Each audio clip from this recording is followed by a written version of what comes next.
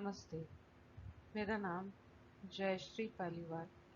मैं interior designer government women's polytechnic Udaipur से building services subject के अंतर्गत आपको आज कुछ जानकारी देना चाहूँ, जिसमें मैं एक वेंटिलेशन टॉपिक के बारे में आज डिस्कस करूँगी।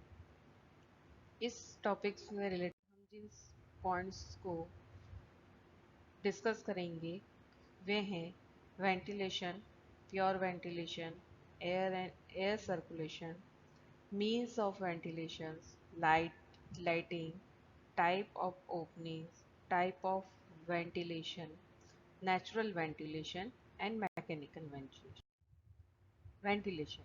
वेंटिलेशन का मतलब या अर्थ ये होता है किसी भी स्थान यानी कि बिल्डिंग के अंदर स्वच्छ वायु का अंदर आना व फाउल गैसेस यानी कि दूषित वायु का बाहर निकलना ही वेंटिलेशन कहलाता है। किसी भी भवन को डिज़ाइन करते समय हमें जिन मुख्य बातों का ध्यान रखना चाहिए उसी के अंतर्गत ये भी एक बहुत ही महत्वपूर्ण भाग है। जब हम किसी भवन को डिज़ाइन करते हैं तो उसमें कहाँ पर हमें किस स्थान पर विंडोज़ देनी चाहिए, डोर्स देनी चाहिए, इन चीज़ों को ध्यान में रखना होता है। डोर्स और विंडोज़ हमारे बहुत ही मोस्ट इम्पॉर्टेंट पार्ट्स में आते हैं, जिसके द्वारा हम फ्रेश एयर यानी कि स्वच्छ वायु को अंदर लाने में बहुत बड़ा योगदान देते हैं। फाउल गैसेस को यानी कि अशुद्ध वायु को निकालने के लिए चिमनी या एग्जॉस्ट का उपयोग किया जाता है। फ्रेश एयर का अर्थ ये हुआ कि फ्रेश एयर भवन में किस प्रकार आई जा सकती है, जिसको कि हम डोर्स और विंडोज़ के द्वारा अंदर ला सकते हैं।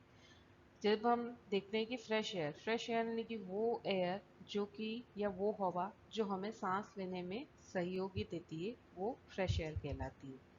फ्रेश एयर पृथ्वी पर मुख्यतः जिस घटकों में मिलती है वो है nitrogen 78%, oxygen 21%, carbon dioxide 0.04%, other gases 0.96%। इसमें मुख्यतः स्वच्छ वायु को जो हम कहते हैं वो ऑक्सीजन ही कहलाती है। स्वच्छ वायु ऑक्सीजन की मात्रा के ऊपर डिपेंड करती है। स्वच्छ वायु दूसरी सारी वायु से या दूसरी सारी अदर गैसेस से भारी होती है। भवन को दूषित हवा हटाने और स्वच्छ वायु अंदर आने यानी कि ऑक्सीजन का इनलेट बहुत ही महत्वपूर्ण रखता है, जो भवन को स्वच्छ व सुंदर बनाए रखने में बहुत बड़ा सहयोग देता है। स्वच्छ वायु का जो सर्कुलेशन धरती पर या अर्थ के ऊपर जो सर्कुलेट होता है वो दो तरीके होता है। पहले होता है सी ब्रीज, दूसरा होता है लैंड ब्रीज के द्वारा।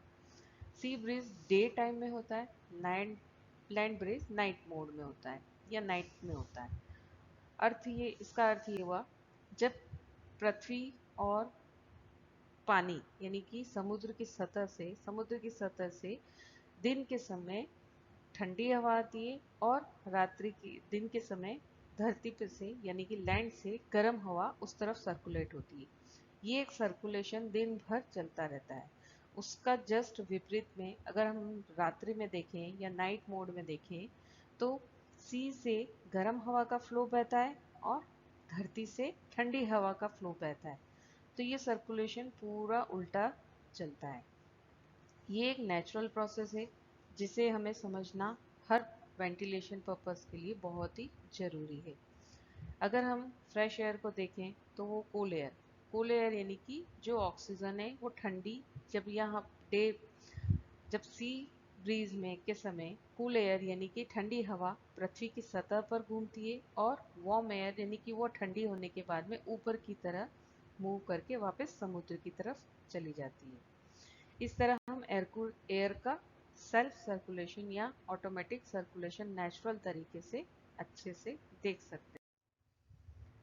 मीन्स ऑफ वेंटिलेशन के अंतर्गत हमें उन चीज़ों को ध्यान में रखना होता है कि भवन डिज़ाइन करते समय किन किन तरीकों से हम फ्रेश वेंटिलेशन या फ्रेश एयर को घर के अंदर ज़्यादा से ज़्यादा ला सकें। इसमें मुख्यतः जिन घटकों का उपयोग होता है वो सिर्फ फ्रेश एयर ही नहीं है, उसके साथ साथ रोशनी भी आनी होती है और भवन से फाउल गैसेस का निकलना भी होता है।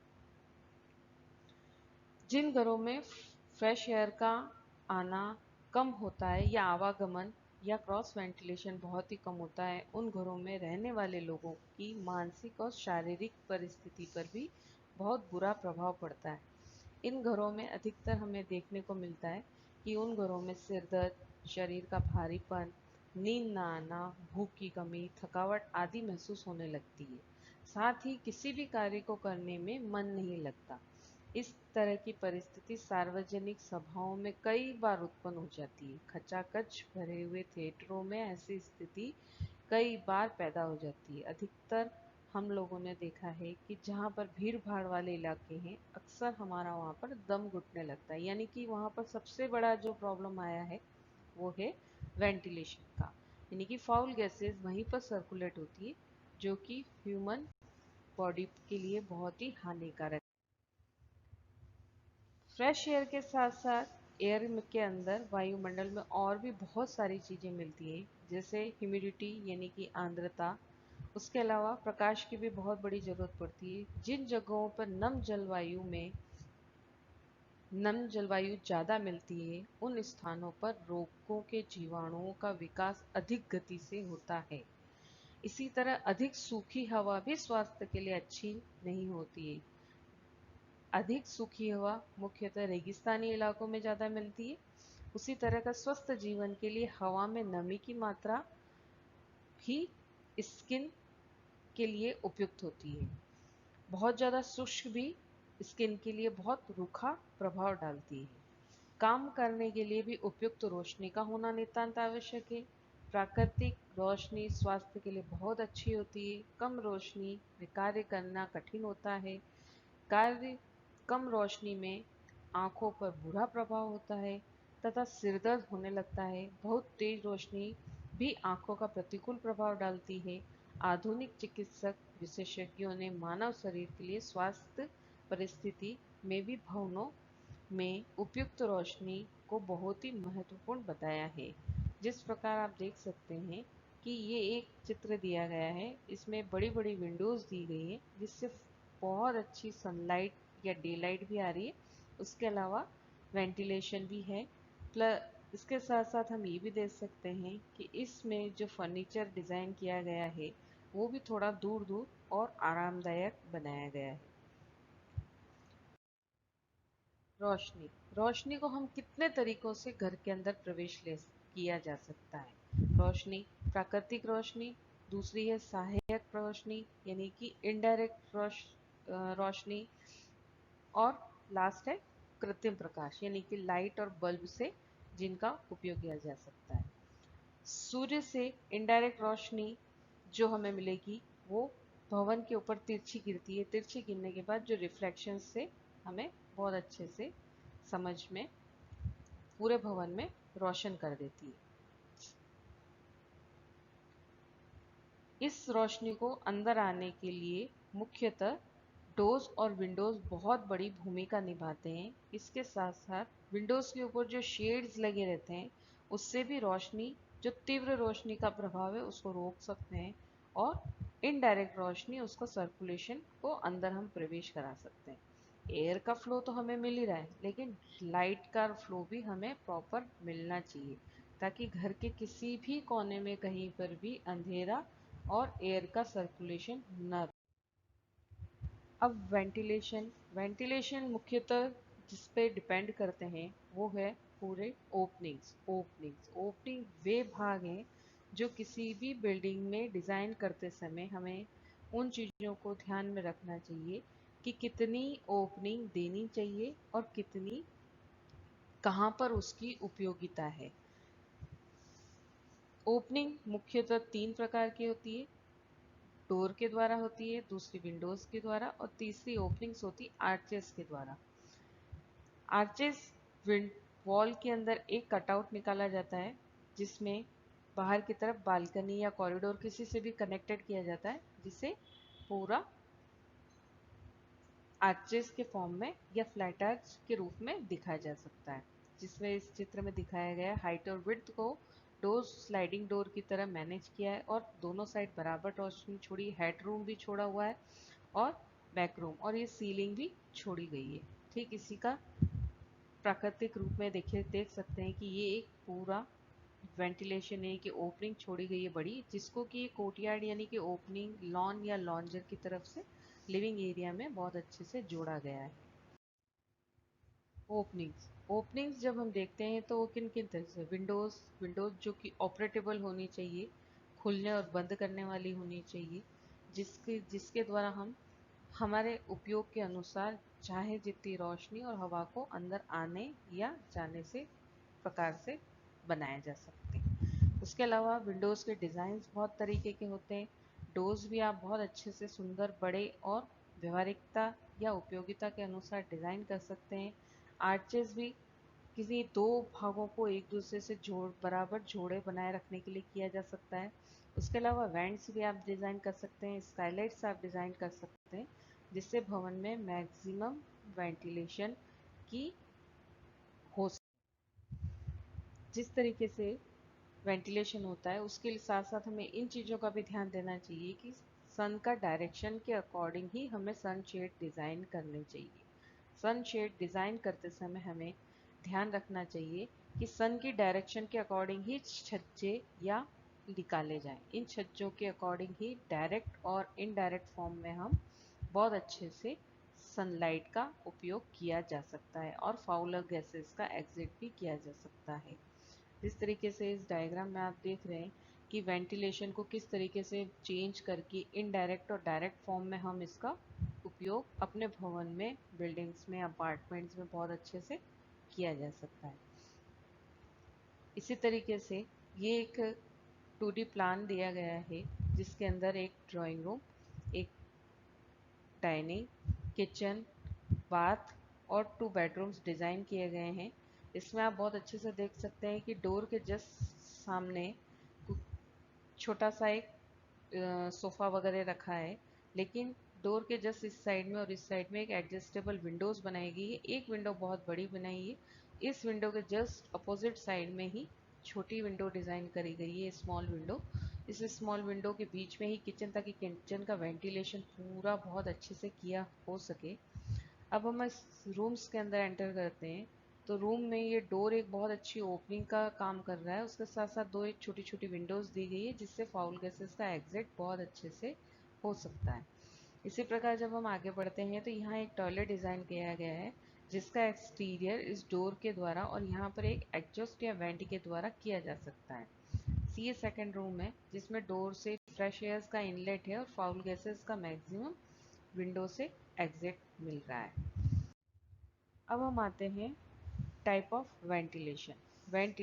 वेंटिलेशन मुख्यतः दो प्रकार के होते हैं।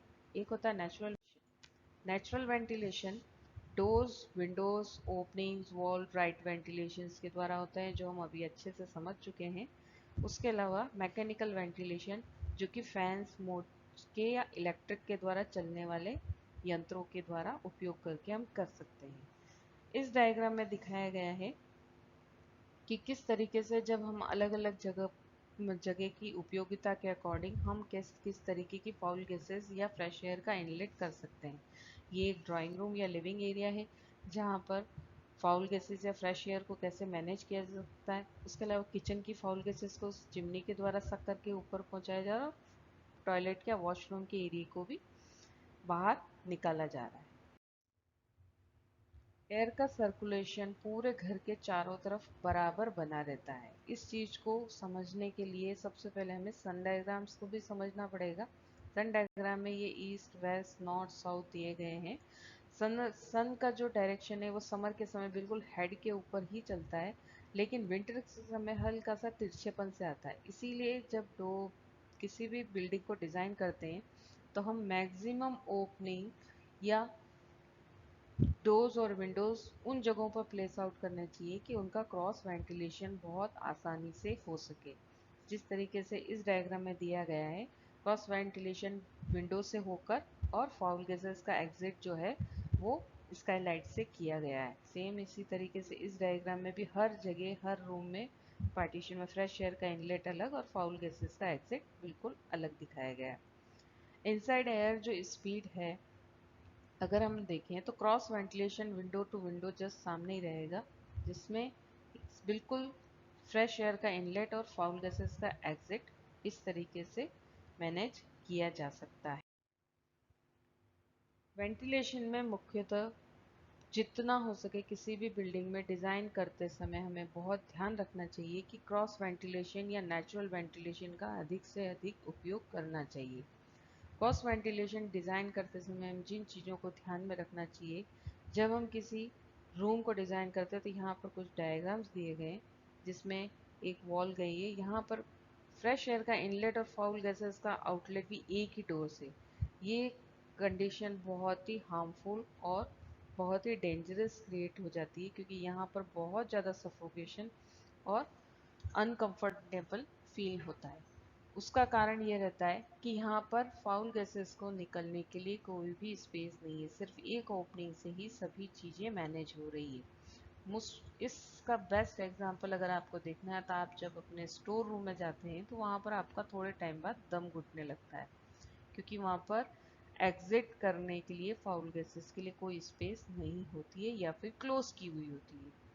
ये दूसरा डायग्राम आप देखते हैं, जिसमें कि एक फ्रेश एयर इनलेट के लिए डोर दिया गया है और दूसरा एग्जिट। ये कंडीशन भी बहुत अच्छी है, इस तरीके से भी ये भी बहुत अच्छा है। ये फ्लो भी काफ़ी अच्छा माना गया है और ये तो सुपर बेस्ट माना गया है। फ्रेश एयर का इनलेट मोस्ट ऑफ सारी गैसेस का मिक्सचर होता है। ये गैसेस जब फाउल गैसेस एक्सटेड आउट हो जाती है। इसी तरीके से इस प्लान में भी देख सकते हैं कि फ्रेश एयर का इनलेट और फाउल गैसेस का एग्जिट जो है वो वेंट के द्वारा आराम से बहुत अच्छा वेंटिलेशन माना जाता है। ये किसी भी रूम में स्टैक प्रभाव को यानी कि सफोकेशन को भी काफ़ी हद तक हवा के प्रेशर को भी कम करने में बहुत बड़ा योगदान। क्रॉस वेंटिलेशन देखते हैं समय हमें इन चीज़ों का ध्यान रखना चाहिए कि ये दो तरीके का होता है। एक होता है हॉरिजॉन्टल वेंटिलेशन जो विंडो टू विंडो होता है, दूसरा होता है वर्टिकल वेंटिलेशन जो बिल्डिंग्स, अपार्टमेंट्स, कॉरिडोर, मॉल, इन सभी को डिज़ाइन करते समय हमें ध्यान रखना पड़ता है। क्रॉस वेंटिलेशन तो window to window, door to door, आमने से सामने, इस तरीके से हम बेस्ट डिज़ाइनिंग कर सकते हैं। लेकिन जब हम अपार्टमेंट या बिल्डिंग डिज़ाइन करते हैं तो उस समय मुख्यतः ध्यान रखना पड़ता है कि किस तरीके से मैक्सिमम फ्रेश एयर का इनलेट विंडो से और एग्जिट जो है वो हमारा स्टेयरकेस वाले पार्ट से होता है। तो ये स्टेयरकेस ऊपर जाके यहाँ से एकदम क्लोज नहीं होनी चाहिए, या फिर वहाँ पर बड़ी बड़ी विंडोज़ लगाकर फाउल गैसेस के एग्जिट के लिए स्पेस जरूर होनी चाहिए। स्टैक इफेक्ट को भी इसी तरीके से हम कम कर सकते हैं कि फाउल गैसेस नीचे से आ रही है और ऊपर, सॉरी, फ्रेश एयर नीचे से आ रही है और फाउल गैसेस ऊपर से आराम से निकल रही है। बिल्डिंग टू बिल्डिंग डिज़ाइन करते समय भी हमें ध्यान रखना चाहिए कि फ्रेश एयर का सर्कुलेशन प्रॉपर बना रहे। नेक्स्ट है आपका मैकेनिकल वेंटिलेशन। मैकेनिकल वेंटिलेशन यानी कि जो मोटर, मशीन, इलेक्ट्रिक्स के द्वारा चलते हैं उसका उपयोग करके हम काफ़ी जगहों पर जहाँ पर हवा का फ्लो क्रॉस वेंटिलेशन में नहीं हो पाता है वहाँ पर उपयोग करते हैं। इस चित्र में देख सकते हैं कि एक फैन के द्वारा हम इस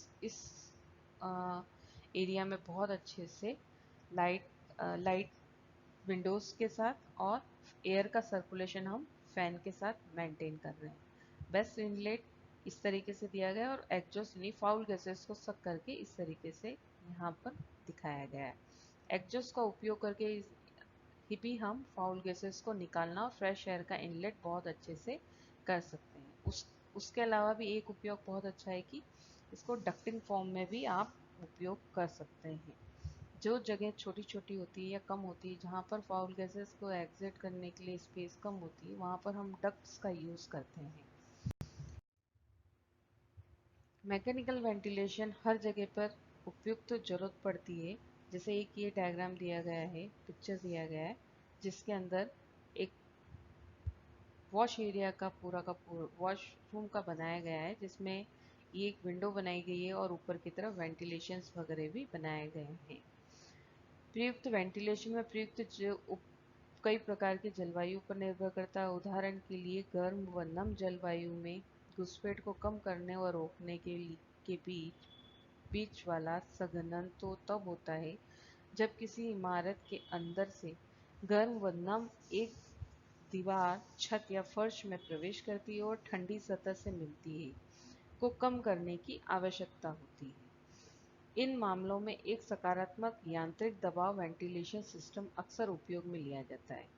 इस तरीके के दबाव को कम करने के लिए हमें एग्जॉस्ट लगाने पड़ते हैं, जो कि यहाँ पर छोटे छोटे से दिए गए हैं, जिसके द्वारा हम फाउल गैसेस को बाहर फेंक सकते हैं या बाहर निकालने में बहुत बड़ा उपयोगी रहता है। मैकेनिकल वेंटिलेशन मुख्यतः बाथरूम, शौचालय व रसोईघर जैसे स्थानीय रूप में प्रदूषकों वाले कमरों के लिए अक्सर नकारात्मक दबाव वाली प्रणाली का उपयोग किया जाता है। अर्थात वहाँ पर चिमनी का, एग्जॉस्ट का उपयोग करके वहाँ की फाउल गैसेस को हम बाहर आसानी से निकाल सकते हैं। फ्रेश एयर का इनलेट और फाउल गैसेस का इनलेट, साथ ही रोशनी को इनडायरेक्ट फॉर्म में हम किस तरीके से बेस्ट यूज ले सकते हैं, ये भी इस चित्र में दर्शाया गया है। ये एक चित्र है जहाँ पर एक ऑडिटोरियम है जिसमें बैठी हुई सारे पब्लिक के बीच की स्पेस प्लस उनकी फाउल गैसेस वगैरह सारा एक डक्टिंग के फॉर्म में बाहर निकाली जा रही है। नेक्स्ट हम एक ये क्लासरूम देख सकते हैं जिसमें कि फाउल गैसेस किस तरीके से डक्ट के द्वारा बाहर निकल रही है और एयर का सर्कुलेशन हम यांत्रिक प्रणाली द्वारा यानी कि फैंस के द्वारा हम यहाँ पर सर्कुलेट कर रहे हैं। तो फ्रेश एयर का सर्कुलेशन भी हो रहा है और फाउल गैसेस का एग्जिट भी डक्ट के द्वारा या पाइप्स के द्वारा हम बाहर कर सकते हैं। Thank you.